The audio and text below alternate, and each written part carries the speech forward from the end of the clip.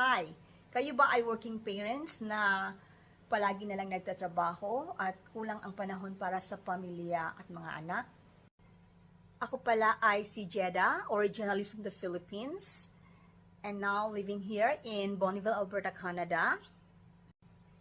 So, 6 years ago, I've been working 3 jobs. Talagang pagod na pagod. Walang oras sa pamilya, even walang oras sa sarili.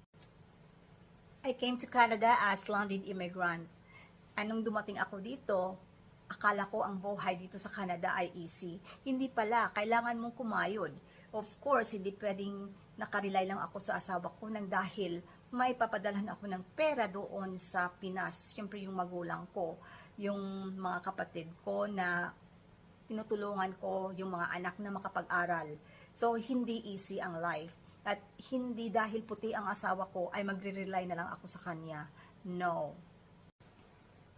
Sa kakatrabaho ko, wala na akong panahon sa pamilya ko, lalo na sa anak ko.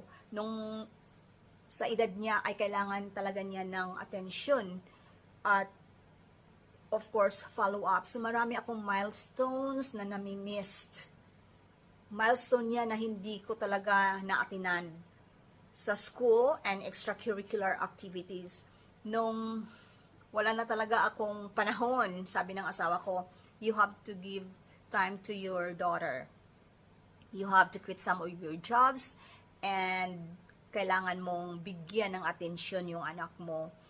So ngayon nag-isip ako, paano ako makapagpadala doon sa Pilipinas kung iisa lang ang trabaho ko. So I know marami sa inyo na makarelate dito. So, nung nakita ko ang advertisement on social media, I really grabbed the chance. Talagang siniseryoso ko, nagsa-sign up ako, nanood ako ng webinar, and it's really a life-changing webinar. So, right away, I joined. Nung nalaman ito ng asawa ko, medyo duda talaga siya. Sabi niya, bakit ka nag-join yan?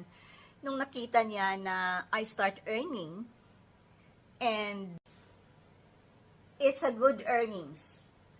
And of course, nung nakita ng asawa ko na the business works really well, nag-join siya. So, siya na ngayon ang business partner ko. Aside from my business partners all over the world. And I'm so grateful na nakita ko ang negosyong ito.